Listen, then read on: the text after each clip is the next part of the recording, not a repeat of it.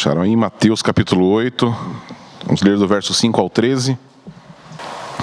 Assim que Jesus entrou em Cafarnaum, um centurião aproximou-se dele rogando: Senhor, o meu servo está em casa, deitado, paralítico e sofrendo horrivelmente. Jesus lhe disse: Eu irei e o curarei. O centurião, porém, lhe respondeu: Senhor, não sou digno de que entres debaixo do meu teto, mas somente dize uma palavra e o meu servo será curado. Pois eu também sou um homem sujeito à autoridade e tenho soldados às minhas ordens. E digo a este: vai, e ele vai. E ao outro: vem, e ele vem. E ao meu servo: faz isto, e ele faz. Ouvindo isso, Jesus ficou admirado e disse aos que o seguiam: Em verdade vos digo que não encontrei ninguém com tamanha fé em Israel. Também vos digo que muitos virão do Oriente e do Ocidente e se sentarão à mesa de Abraão, Isaque e Jacó no reino do céu. Mas os cidadãos do reino serão lançados nas trevas exteriores. Ali haverá choro e ranger de dentes. Então disse Jesus ao centurião: Vai, e te seja feito conforme creste. E naquela mesma hora, o seu servo foi curado. Vamos orar. Senhor nosso Pai querido, nós pedimos que o Teu Santo Espírito possa iluminar a nossa mente e o nosso coração, pois meditaremos na Tua santa palavra. Senhor, nós pedimos o nome santo de Jesus. Amém. Muito bem. Você deve ter ouvido o ditado aí, né? Manda quem pode, obedece quem tem juízo. Pois é, eu lembro de uma história, acho que o Jefferson estava comigo nessa, uma vez que estava viajando para tocar, e eu fui entrar, a gente fez uma conexão, não lembro em que cidade, e aí o avião era um pouco menor, e aí eu, com a minha guitarra, né, eu tava o celinho com o baixo dele e tal, e aí a comissária, toda cheia de autoridade: não pode entrar com o instrumento não, tem que despachar. Eu falei: não, minha guitarra está no bag, eu não vou despachar de jeito nenhum. Vocês não têm seguro, vocês não garantem nada. Não, porque não pode, é regra, não pode, e ficou. E eu comecei na discussão com ela: não vou despachar minha guitarra de jeito nenhum. Não, porque não pode, é proibido, não tem espaço no avião. Falei: mas eu vim do outro avião já. Mas esse avião é menor, esse aqui não vai poder. E aquela discussão. Eu falei: não vou despachar, e ela vai despachar, e fica naquela. Daqui a pouco chega o comandante: o que está acontecendo aí? Aí ela: é porque eles querem entrar com o instrumento no avião, e eu já falei que não pode, e aí eles vão ter que despachar. Aí o comandante: não vão despachar nada, eles vão entrar com o instrumento no avião. Não, mas não tem. Se não couber lá em cima, eu ponho dentro da cabine, mas eles vão subir com o instrumento no avião. Aí ela ficou toda: não sei o que e tal. Aí fizemos o voo e no final nem precisou, tinha espaço dentro do avião para colocar os instrumentos. E aí no final, a gente que terminou o voo, a gente descendo, aquela, né, cumprimentando: obrigado por voar com a gente. Aí o comandante: aí, deu tudo certo aí com os instrumentos? Falei: deu. Muito obrigado a ele. Sou músico também. Né? Mas a questão toda aqui é o quê? Autoridade. Né? Aquela comissária achou que ela tinha toda a autoridade, até chegar alguém que realmente mandava no negócio. Aí ela não pôde fazer mais nada, né? Toda a vontade dela de que eu não entrasse com o instrumento no avião não serviu para nada, porque o comandante falou: vai entrar sim. Né? Então é exatamente essa questão, né? Manda quem pode, obedece quem tem juízo. Isso aqui tem tudo a ver com o nosso texto, porque a questão da autoridade vai ser levantada aqui. Então, só para a gente entender o contexto aqui, Jesus, ele tinha, se você pegar na sequência, embora o Evangelho de Mateus ele não é cronológico, tá? Mas realmente aconteceu posterior ao Sermão do Monte, que todo mundo conhece, que está aqui em Mateus 5, 6. Então você vai ter posterior a isso. E esse mesmo relato aqui do centurião, ele acontece no Evangelho de Lucas, no capítulo 7. Tá? Vai ter alguns pequenos detalhes diferentes ali, mas é o mesmo relato. E em Lucas ele fala: logo após dizer essas palavras, Jesus entra em Cafarnaum. E é logo depois desse mesmo sermão narrado em Mateus 5 e 6. Então a gente tem essa relação aqui. E se vocês olharem aqui no final de todo esse texto aqui, o capítulo 7, verso 29, vamos pegar o 28 para vocês entenderem, né? Que é o final do Sermão da Montanha ali. E verso 28. Ao concluir Jesus esse discurso, as multidões estavam maravilhadas com o seu ensino, pois ele as ensinava como quem tem autoridade, e não como os escribas. Então a gente já vem numa sequência, a gente percebe que a sequência aqui ela é proposital, o texto está colocado num lugar proposital aqui. Então, nós temos esse relato do centurião que chega até Jesus. Mas antes disso, a gente tem a cura do leproso, que a gente já teve aqui o nosso episódio sobre a cura do leproso. E o que acontece, né, a gente sabe, a questão da lepra, ela impedia a pessoa de estar dentro da sociedade. Então, a gente já tem um primeiro aspecto ali de Jesus trazendo alguém excluído da sociedade e trazendo para a normalidade, curando, restaurando aquela pessoa, para ela ser integrada novamente à sociedade. E um fato curioso de Jesus nesse episódio é que ele toca no leproso. Lembra disso? O que não podia, porque ao alguém tocar num leproso que era considerado impuro, essa pessoa também se tornava impura. E o que Jesus mostra? Que ele é o totalmente puro e que ele purifica os impuros. Então a impureza não pode tocá-lo, mas a pureza dele é contagiante. Então nós temos aqui uma primeira coisa, Jesus quebrando protocolos cerimoniais, mostrando que ele é Deus, que ele tem a santidade, ele tem a pureza e ele transfere isso a quem ele toca. E aqui nós temos de novo uma pessoa que não pertence à comunidade judaica. Ele era um centurião. E ele era, então, romano. E aí a gente tem que pensar um pouquinho no aspecto histórico disso daqui. Quem eram os romanos para os judeus? Os opressores. Então, nenhum judeu ia gostar do romano, como o romano não gostava de judeu.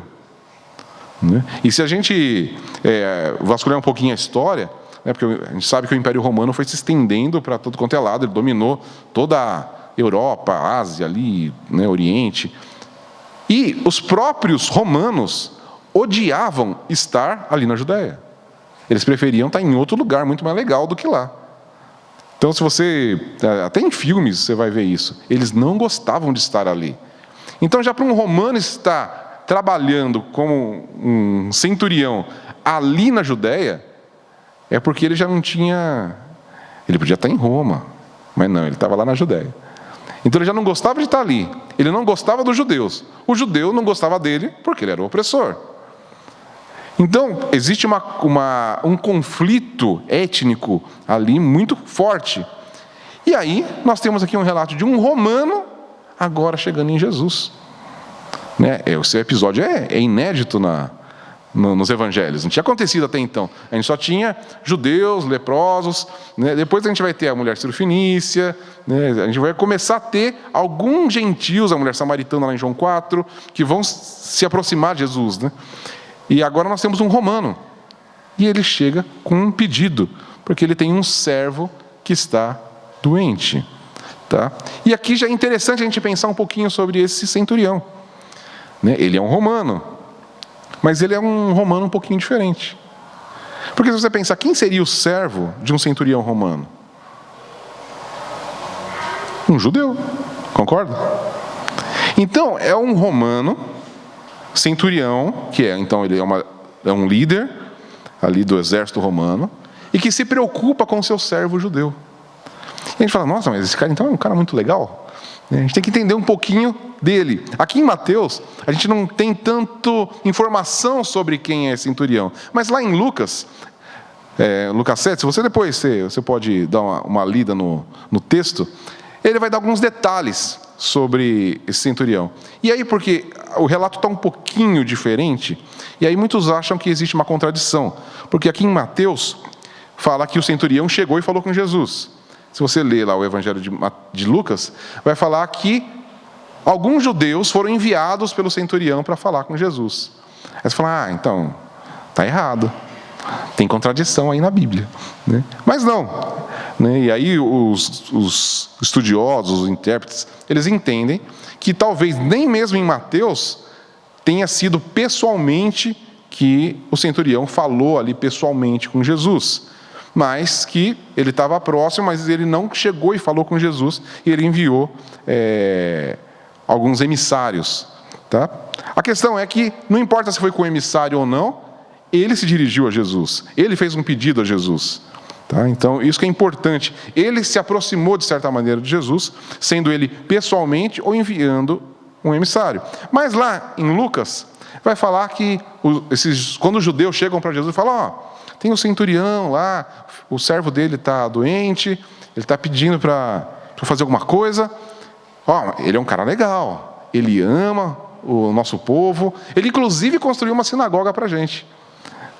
Então, eles tentam convencer Jesus, porque qual seria, chegando para qualquer líder judaico daquela época, mas a gente chegar para qualquer rabino e falar, tem um centurião pedindo ajuda.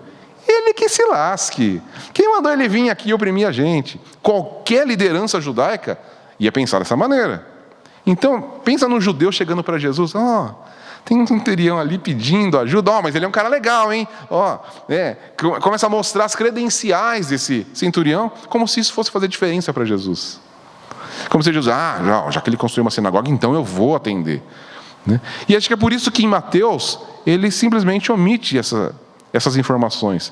Porque o que para Jesus não interessa. Se você é uma boa pessoa, se você faz coisas legais. Não é isso que faz Jesus te olhar e te tocar. É o próprio amor dele por você. Não é o que você faz que vai fazer você ganhar pontos com Jesus. Falar, já que eles fazem isso, então eu vou atender o pedido deles.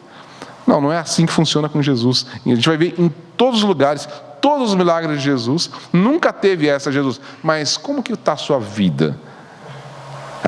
Você fala, então não posso te curar, não. Sempre é parte de Jesus. Jesus cura sem perguntar. E quando ele, lá do paralítico que desce do teto, seus pecados estão perdoados.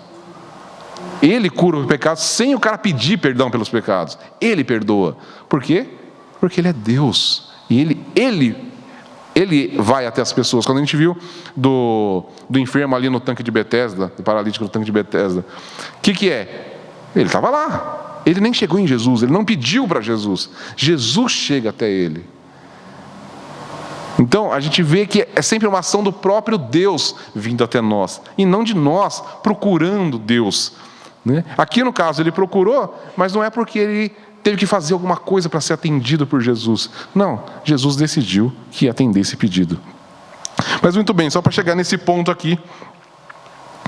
Então eu quero pensar no desenvolvimento desse texto e sempre em duas perspectivas. A gente já falou de perspectivas em outro momento aqui, e eu quero sempre pensar nessas duas perspectivas. Uma é a perspectiva imediata do que aconteceu aqui no episódio, e tem a perspectiva eterna do que Deus quer mostrar para a gente a partir do que aconteceu, desse acontecimento histórico. Então a primeira coisa que a gente vê, Jesus estendendo a sua mão e o seu favor aos excluídos. Então primeiro a gente vê do leproso e agora de um gentil romano que ninguém gostava.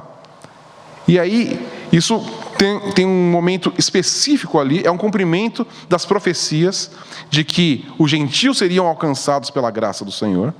Então Jesus está fazendo o quê? Ele está ampliando o reino, ele está estendendo o reino, primeiro aos judeus excluídos da sociedade, e agora aos que não eram judeus. E ainda, ao pior, inimigos dos judeus. Você está falando, o reino não tem escolha de etnia, não tem escolha de pessoas melhores, piores. O reino, ele expande para todas as nações. E é o que Jesus vai falar lá na frente, no texto que a gente leu aqui. Vão vir do Oriente, do Ocidente, e todos vão se juntar. E aqui então a gente tem, pensando no momento, Jesus está indo contra todas as regras, contra todas as convenções da época, e falando, não, eu aceito aqui os gentios também, eu aceito um centurião romano, eu atendo o pedido dele, eu vou oferecer o meu favor a ele, mesmo que ele seja um romano, um soldado romano que ninguém gosta. E aí a gente pensa aqui agora, então, trazendo a verdade eterna para a nossa perspectiva, saindo aqui só daquele momento, mas ampliando, Jesus está mostrando a igreja. O que é a igreja? A igreja é a reunião dos excluídos, é a reunião dos gentios, é a reunião dos impuros, que ele reúne para purificar, para restaurar. Então, esse é um relato do que Jesus estava fazendo já pensando na igreja. Quando a gente olha para nós, quem nós somos? Nós somos os impuros, nós somos os excluídos, nós somos os gentios. É nós, está falando com a gente aqui. Então, não existe, a gente pode, eu vejo pessoas que exaltam, né, os judeus como se fossem, eu acho que eles são um povo especial, porque, claro, né, como o próprio Jesus disse, a salvação vem dos judeus, lá para a mulher samaritana, mas Deus não tem mais os preferidos, Ele tem um povo de todas as nações. Então nós, como igreja do Ocidente, aqui no Brasil, não podemos achar que, não, o Senhor acha que ama mais os judeus do que ama a nós. Não, porque Ele não faz a separação. Paulo vai falar, não existe mais judeu, não existe mais grego, não existe bárbaro, não existe cita, existe agora um povo. E é isso que Jesus está mostrando aqui. Então, essa é o primeiro ponto que eu queria trabalhar aqui com vocês, que é o Senhor, Ele atrai os excluídos e os impuros para o seu povo. Agora eu quero pensar um pouquinho sobre a doença desse rapaz. Aqui no nosso texto, só fala o seguinte, né? No verso 6, Senhor, meu servo está em casa deitado, paralítico e sofrendo horrivelmente. Então ele está paralítico, mas ele era paralítico, ele ficou paralítico. Agora, no texto de Lucas, e a gente sabe que Lucas, como ele era médico, ele dava mais alguns detalhes sempre sobre a saúde. E ele fala que esse rapaz ele estava piorando e estava à beira da morte. Então essa paralisia, ela era resultado de alguma doença que foi paralisando o corpo desse rapaz. E aí, sempre que você pensa em algo que vai paralisando, primeiro começa paralisando os membros, depois vai paralisando os órgãos até que a pessoa morre. Então, é uma doença progressiva que vai parando. E era isso, a gente não sabe exatamente qual era a doença desse rapaz, mas o que a gente entende que era uma doença progressiva e que esse rapaz já estava de cama, deitado e já estava à beira da morte. E aí, né, eu quero pensar na doença nossa, né? A gente pode pensar que, claro, em doenças físicas. Isso mostra que Jesus é poderoso para curar qualquer doença. Não existe uma doença mais difícil, uma doença impossível. Se Jesus ressuscitou até mortos, Ele pode curar qualquer doença. Então, o primeiro ponto aqui, que dentro dessa perspectiva da paralisia, é que se você está sofrendo de alguma doença, você pode pedir para Deus. E Ele é poderoso para te curar. E a gente tem que crer no poder de Deus para curar as enfermidades. Amém? Só que eu quero pensar também do aspecto espiritual. Porque o que é que nos afeta, que vai nos paralisando até a gente morrer? O pecado. Quando a gente entra, né, e a gente comete um pecado, e a gente não trata aquele pecado, o que ele vai fazendo? Ele vai nos paralisando. Até que uma hora ele paralisa totalmente a gente. Então a gente tem que pensar, né, não só no aspecto físico, mas também no aspecto espiritual. Quantos de nós temos sido paralisados por pecados em nossa vida? Se a gente parar para pensar um pouquinho, a gente vai lembrar de algum pecado que atrapalha a nossa caminhada cristã e que a gente tem que tratar. Só que às vezes a gente não sabe como. Fala, mas como que eu me livro disso? Pois é, a gente não consegue se livrar. A gente precisa daquele que pode todas as coisas. Então, da mesma maneira que aquele centurião não podia fazer nada por aquele rapaz. E é interessante porque ele vai falar da autoridade depois aqui. Eu mando um fazer, eu mando ele vai, mas eu não posso fazer nada com a doença. Eu posso mandar em todo mundo, mas eu não posso mandar na doença. E a gente pode até, talvez você seja chefe aqui, né? Seja, sei lá, uma autoridade, Você pode mandar em muita gente, mas você não pode mandar no seu pecado. Só Jesus pode. Porque a palavra diz que o quê? Nós somos escravizados pelo pecado. Ou seja, não é a gente que manda no pecado, é Ele que manda na gente. A gente precisa de alguém superior para nos livrar do nosso pecado. Não tem como a gente falar, não, eu não vou pecar mais. Você consegue fazer isso? Decidi, a partir de hoje, não peco mais. Se fosse fácil assim, tá uma maravilha, né? Mas a gente não consegue. Por quê? Porque o pecado tem maior autoridade que a gente. Então a gente precisa recorrer a quem tem mais autoridade do que o pecado, que é Jesus. Que é a mesma coisa que esse homem fez. Ele tinha autoridade para um monte de coisa, mas ele não tinha autoridade sobre a vida daquele rapaz, sobre a morte, sobre a doença. Ele podia mandar aquele rapaz, faz isso, faz aquilo, mas na hora que ele ficou paralítico, o que esse centurião podia fazer? Nada. Ele perdeu o poder. Aí ele precisou recorrer a alguém que tinha poder superior. Amém? Então, sempre que o nosso pecado estiver nos consumindo, vamos olhar para aquele que pode todas as coisas. Não tenta vencer o pecado sozinho, você não vai conseguir. Nós precisamos do Espírito Santo, nós precisamos do Senhor. Amém? Não deixa o pecado te paralisar. Mas aí vem, agora sim, essa questão da autoridade. Mas antes de falar da autoridade, é interessante o que acontece com a percepção desse centurião e como ele se porta diante de Jesus, sendo quem ele era, né? Porque chega, tanto nesse relato como de Lucas, que ele fala, meu servo está doente, não sei o que, vai lá, o que Jesus faz? Eu vou lá, pode deixar. E a gente pode pensar que é uma coisa tão simples, Jesus decidir ir na casa desse centurião. Ele não foi na casa de tanta gente? Era só mais uma casa. Não era só mais uma casa, era uma casa de um romano. Era proibido um judeu entrar na casa de um romano. Não podia entrar. Por quê? O romano era impuro. Se um judeu entrasse na casa de um romano, ele se tornaria impuro. E que Jesus fala? Eu vou. Não tem problema nenhum com isso. Eu vou entrar na sua casa. Só que aí, a percepção do centurião que muda. Não vai não. Eu não sou digno de que você entre na minha casa. Quem sou eu para o Senhor entrar na minha casa? Percebe como existe uma inversão? Ele era um centurião romano. Ele andando, se a gente imaginar ele andando ali pelas ruas de Cafarnaum, todo mundo tinha medo dele. Abaixava a cabeça. E aí, quando Jesus falou, eu vou na sua casa. Não, Senhor, não sou digno que o Senhor entre na minha casa. Que o Senhor entre debaixo do meu teto. Quem sou eu para o Senhor ir até a minha casa? Percebe a diferença, né, que existe com ele sendo quem ele é. E aí, quantas vezes nós, né, que a gente não é nada, e a gente acha que pode, né? Senhor, porque eu faço isso, eu sou aquilo, o Senhor tem a obrigação de me abençoar. Né? Se nem esse cara que todo mundo, ele é um cara legal, ele ama a gente, ele construiu sinagoga, ele é um centurião. Senhor, eu não sou digno que o Senhor entre na minha casa. Essa postura de humildade faz toda a diferença diante do Senhor.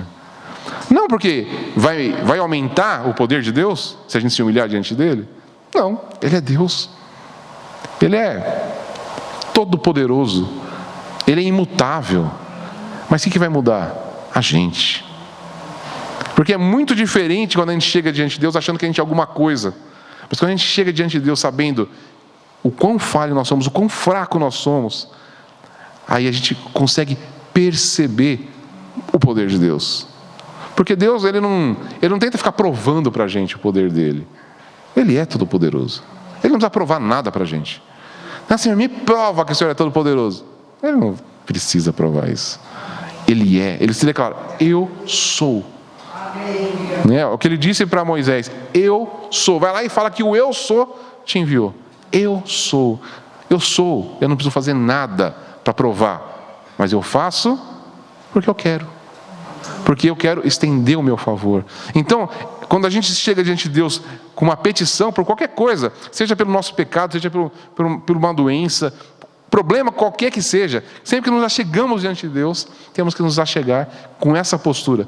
Senhor, eu não sou digno de estar diante de ti. Mas por causa do teu amor, da tua graça, por isso que a gente sempre fala tanto da graça. O que é a graça? É não merecer, mas eu posso chegar diante dele pela graça, que foi mostrada de forma luminosa na cruz do Calvário.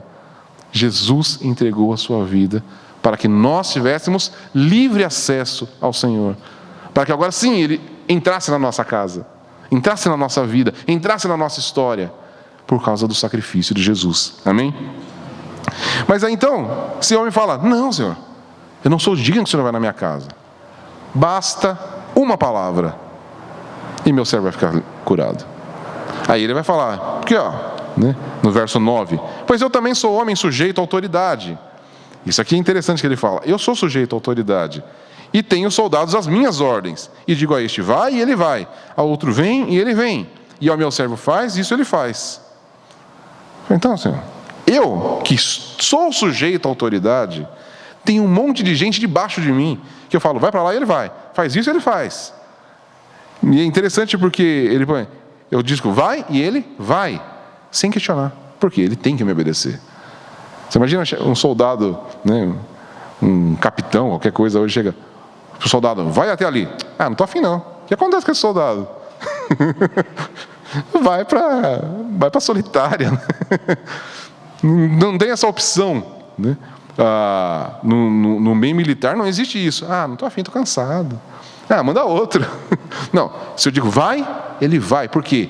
Uma questão de autoridade. E é o que ele fala, eu também sou sujeito à autoridade. Eu mando nos outros e eu também estou sujeito. Mas eu sei que eu estou falando com quem não tem autoridade superior. Você está no topo. Então, só diz uma palavra, porque tudo está debaixo da sua autoridade. E é interessante notar isso, e Jesus vai falar, né? Ouvindo isso, no verso 10, Jesus ficou admirado e disse aos que o seguiam: em verdade vos digo que não encontrei ninguém com tamanha fé em Israel. E aí ele vai cutucar, né, os judeus ali. Mas aí lembra que a gente viu o relato de Pedro lá da grande pesca? O milagre da grande pesca, que Pedro já tinha visto a sogra dele ser curada, e aí ele está lá, ele chama Jesus mestre, lembra? E aí quando ele vê a grande pescaria, Senhor, aí ele se prostra. Agora nós temos a situação desse centurião. O que ele viu? Ele não tinha visto o milagre ainda, mas ele creu na autoridade de Jesus antes de ver o resultado. Ele falou, não, é só você falar uma palavra, porque o Senhor tem todo o poder. Ele coloca o senhorio de Cristo acima de todas as coisas, mesmo sem ver nada. E por isso que Jesus fala, não vi fé igual em Israel. Porque eu estou vendo fé de um monte de gente que primeiro veio fazendo, ele faz, hein? Mas agora eu estou vendo alguém que sem ver, creu. E aí existem algumas inferências que até os próprios comentaristas fazem, pensando até no texto de Lucas, que ele construiu uma sinagoga, logo, ele deveria frequentar a sinagoga de vez em quando. E a gente pode pensar também, e alguns sugerem isso, que talvez ele estivesse próximo ali a Jesus ensinando no Sermão do Monte. Ele devia estar ouvindo Jesus pregando. E aí, como a gente leu lá do final, né, e ele ensinava como quem tem autoridade. E ele, ouvindo as palavras de Jesus, ele pode. Ele consegue. Ele tem poder. Ouvindo a palavra de Jesus. E aí isso traz para a gente aqui, né, se nós ouvirmos a palavra do Senhor e crermos na palavra do Senhor, nós mostraremos a nossa fé no Senhor. Não é quando a gente vê Ele fazendo, Ele fez, então agora eu creio. O que é a fé? Lá em Hebreus 11. É as coisas que a gente não vê. Não é, eu vi, então, isso não é fé. Se eu estou vendo, não é fé. Mas a fé é exatamente as coisas que eu não estou vendo, é esperar naquilo que os meus olhos não veem, mas eu creio. eu sei que é verdade. E foi o que aconteceu com esse homem. Ele não viu, mas ele falou, eu sei que se o Senhor falar uma palavra, o meu servo vai ficar curado. Basta uma palavra. O Senhor não precisa ir até lá. O Senhor pode ir à distância. Então o que ele estava entendendo aqui e falando para Jesus? O Senhor tem autoridade sobre tudo. Sobre todas as doenças. Sobre todas as enfermidades. Sobre o corpo das pessoas. Porque o Senhor é Deus. Então ele estava reconhecendo Jesus como Deus aqui.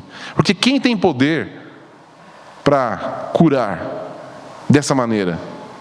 Só o Criador. Porque a gente pode pensar, e aqui é um ponto interessante de pensar nessa questão dessa cura à distância de Jesus. Porque era muito comum nessa época, até hoje, existiam os rituais de cura. Então vai lá, a pessoa faz uma magia, faz um ritual, né? Faz umas dancinhas, joga uns negócios, né? Canta uma musiquinha, né? Fica lá faz um mantra, fazendo um ritual de cura. Porque sempre que existe esse tipo de coisa, é tentar manipular as energias do mundo espiritual, sei lá, para que alguma cura aconteça. E o que ele reconhece de Jesus? Não, o Senhor não precisa, eu sei que o Senhor não precisa de ritual nenhum, basta uma palavra. E não importa de que lugar, porque Ele é Deus. Então, isso prova o poder de Jesus, de que Ele não era um mágico, de que Ele não fazia rituais, Ele era Deus, com toda a autoridade, não importa onde Ele estivesse. Aquele rapaz podia estar na próxima esquina, podia estar a 1 quilômetro, podia estar do outro lado do mundo. Jesus falava. E o que é interessante que Jesus aí a gente pode pensar que Jesus fez uma super oração, uma oração toda poderosa, bem alta, para de repente a voz chegar até onde aquele rapaz estava, né? O que a gente vê lá aqui no verso 13? Então Jesus disse ao centurião, vai e te seja feito conforme creste. Jesus nem falou, então eu declaro que agora que esse rapaz vai ficar livre. Ele fala, muito bem, então pode ir. Então, seja feito como você creu. E aí o texto diz, e naquela mesma hora, o seu servo foi curado. Jesus não precisou nem falar uma palavra. Olha que interessante. Jesus nem falou, né, não lançou uma palavra ao rapaz sobre até a própria doença. A gente pode pensar que Jesus falando, doença, saia daí. Nem isso Jesus fez. Ele simplesmente falou, tá, pode ir para casa e vai ser feito como você creu. E estava feito. Isso mostra o poder, toda a autoridade de Jesus. Ele não precisou impor autoridade. Porque tem muita gente que gosta de impor autoridade para tentar ganhar autoridade. Então, grita, fala mais alto, né? Por quê? Quero mostrar que eu tenho autoridade. Jesus nem quis mostrar. Ele simplesmente, pode ir para casa e seja feito conforme você creu. E aquele servo ficou curado imediatamente. E aí, ele falou, mas não estava lá, mas o que os teus próprios intérpretes aqui entendem, que aí quando foram avisá-lo, que o momento em que aquele rapaz levantou da cama foi exatamente no momento em que Jesus proferiu essas palavras ao centurião. Então foi exatamente, o centurião nem viu acontecendo no mesmo momento, ele foi ver depois. Mas ele viu o que aconteceu. E aí ele entendeu. Foi exatamente na hora que Jesus falou comigo, o meu servo foi curado. Ele tem toda a autoridade e todo o poder para restaurar todas as coisas. Não importa o que seja. Porque Ele tem toda a autoridade para realizar qualquer coisa. E aí, para a gente concluir aqui, o que você precisa do Senhor? O que você sente na sua vida que você precisa de uma intervenção? Ele pode todas as coisas. Ele tem toda a autoridade. A primeira coisa que nós precisamos é reconhecer: Ele pode. Não existe problema difícil, não existe situação complicada para Jesus. Ele pode todas as coisas. Ele pode resolver nossos problemas de saúde, Ele pode resolver nossas questões diversas, sejam físicas, emocionais, espirituais. Ele pode resolver nosso problema do pecado. Ele pode resolver todas as coisas. Basta que a gente creia que Ele pode. O que o Senhor espera de nós é que a gente creia. Ele não precisa que a gente realize coisas. Então, e aí, como eu falei aqui do ritual, Deus não quer que a gente faça rituais para alcançar coisas. Ele nunca pediu isso para a gente. Você já deve ter ouvido, não, se você orar 7 dias seguidos, o que é isso? Ritual. O Senhor não atende a rituais. Ele é todo poderoso. Ele atende as pessoas que se achegam a Ele em humildade. É isso que Ele pede, né? Coração contrito, coração quebrantado. Ele não quer que você faça coisas para alcançar o favor dEle, porque Ele nos ama graciosamente. O próprio texto fala, se Jesus, se Deus não poupou o seu único filho, não nos dará todas as outras coisas? Então, se Ele já deu, se Jesus já entregou a sua própria vida por nós, o que nós faremos para alcançar algum favor do Senhor? Ele já deu o que era mais precioso. O que é uma cura? O que é uma resolução de problemas para aquele que não poupou o seu único filho? Nada. Então, se você precisa de algo, peça ao Senhor. Não é isso que Jesus fala? Peça. Se você precisa de algo, peça. Tiago vai falar disso. Peça ao Senhor. Ele vai falar sobre a sabedoria, mas isso vai servir para outras coisas. Você precisa de uma libertação? Peça ao Senhor. Você precisa de uma cura? Peça ao Senhor. Você precisa se ver livre do seu pecado? Peça ao Senhor. Você precisa mudar de atitude? Peça ao Senhor. Você precisa resolver conflitos com pessoas? Peça ao Senhor. Ele pode todas as coisas. Não existe nada que Ele não possa fazer, porque Ele tem toda a autoridade. E o Evangelho de Mateus, ele vai terminar, quer ver? Dá uma corridinha lá em Mateus 28, verso 18. E aproximando Jesus, falou-lhes: toda autoridade me foi concedida no céu e na terra. E aí qual é o contexto em que Jesus está falando isso? Na grande comissão. Que é onde começa lá no verso 16. E os 11 discípulos partiram para a Galiléia, para o monte que Jesus lhes designara. Quando viram, adoraram-no, mas alguns duvidaram. Olha que interessante. E aproximando Jesus, falou-lhes: toda autoridade me foi concedida no céu e na terra. Por que Jesus falou? Porque alguns estavam duvidando. Então para de duvidar. E aí, de quem estava duvidando? Alguns dos discípulos. Era gente que viu Ele curando. Era gente que viu Ele fazendo todas as coisas, que viu agora Ele ressurreto. E estava o quê? Duvidando. Então, você tem dúvida às vezes? Normal, você é um discípulo de Jesus também. Os discípulos também têm dúvidas. Mas o que Ele fala? Ele foi dar bronca nos discípulos? Vocês estão duvidando? Também não quero mais saber de vocês. É isso que Ele fala? Fala: toda autoridade. Então, eu vou falar para vocês de novo. Toda autoridade me foi dada nos céus e da terra. E é isso que Jesus está falando para a gente hoje. Quantas vezes você já ouviu que Jesus tem o poder para curar, libertar de todas as coisas? Você já até perdeu a conta.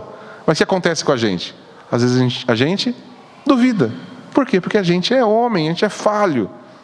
E aí que Ele vem falar para a gente de novo hoje: toda autoridade me foi dada nos céus e na terra. Pode crer, pode pedir, pode orar, que eu vou atender. A gente precisa ouvir isso sempre. Como eu já falei das outras vezes, a gente tem essa amnésia constante. Esqueci o termo que eu usei da outra vez, que era engraçado. A gente tem essa amnésia constante. É mesmo, Ele é todo poderoso.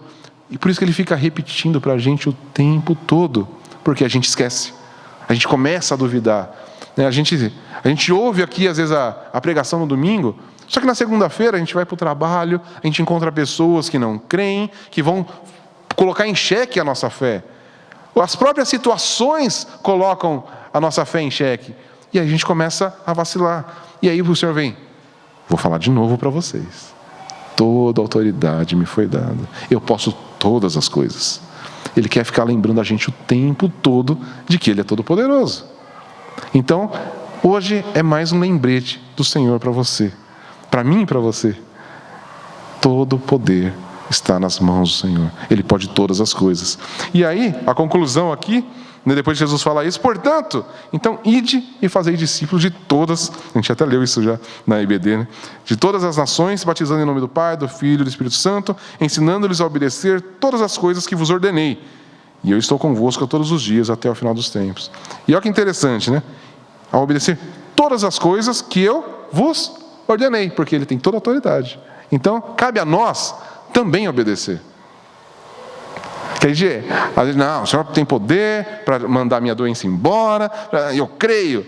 Aí, faça isso. Ah, Senhor, mas aí não, né? Não, Ele não tem todo o poder, Ele tem poder sobre nós. Ele pode nos obrigar a fazer as coisas? Pode. Só que o que Ele quer de nós? Amor. Obediência por amor.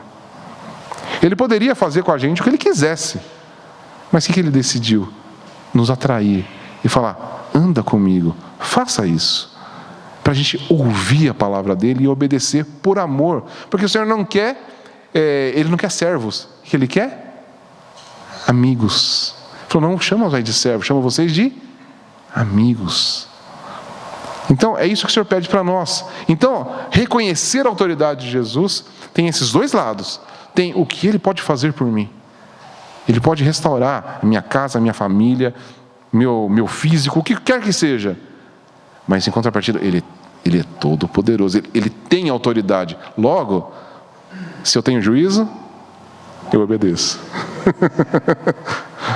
Ele pode, então Ele ordena. E se a gente tem juízo, a gente vai obedecer. Porque, como ele disse lá no texto que a gente leu, né? Ele fala ele vai falar sobre a fé. O que vai vir, né?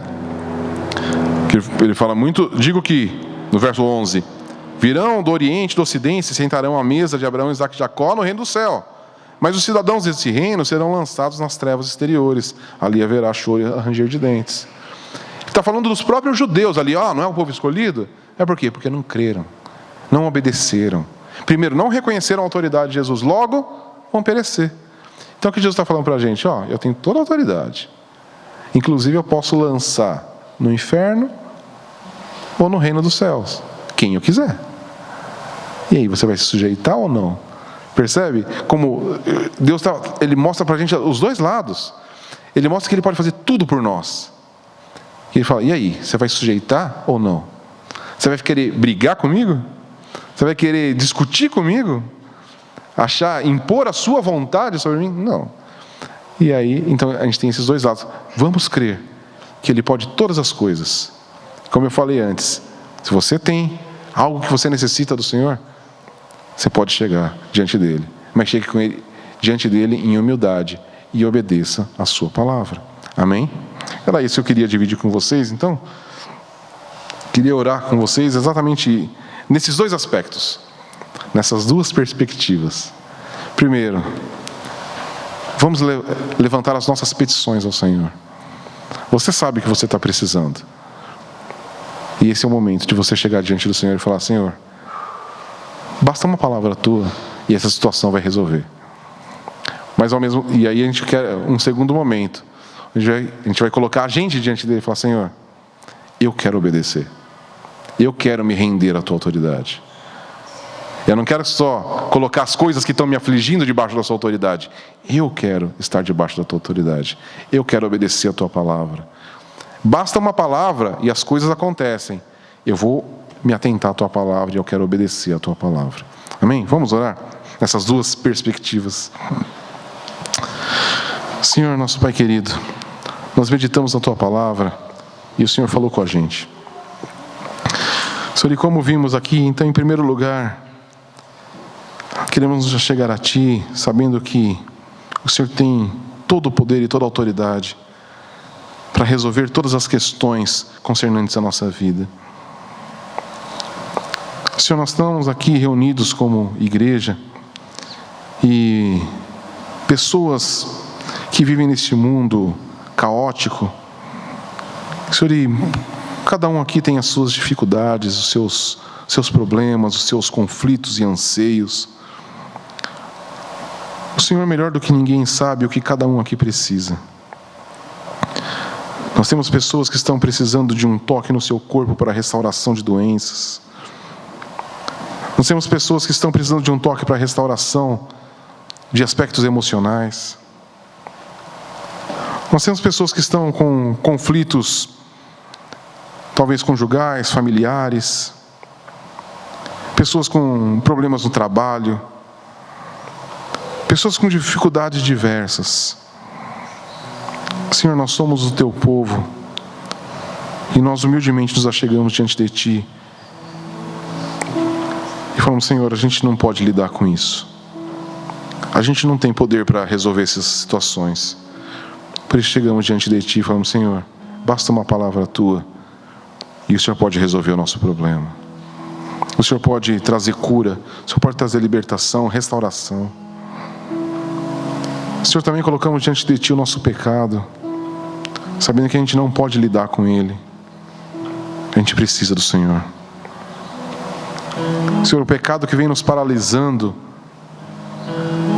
Senhor, tira ele da nossa vida.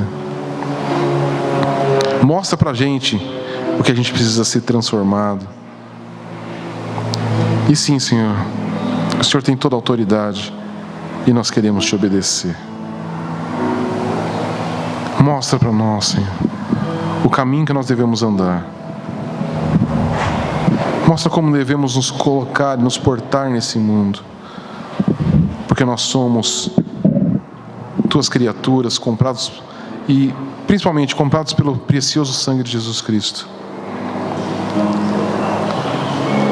Senhor, que nós humildemente possamos todos os dias nos humilhar diante de Ti, nos colocar debaixo da Tua autoridade, do Teu senhorio. Não basta falarmos que Tu és Senhor, nós queremos Te obedecer. Não como troca, não como barganha, porque isso é impossível. Mas nós queremos Te obedecer porque o Senhor já nos deu todas as coisas. O Senhor já nos deu o que é mais precioso, que é Jesus Cristo, que é a nossa vida eterna, a salvação dos nossos pecados. Senhor, então colocamos diante de Ti, reconhecendo o Teu poder e a Tua autoridade. Senhor, nós já Te agradecemos, porque sabemos que o Senhor ouve as nossas orações.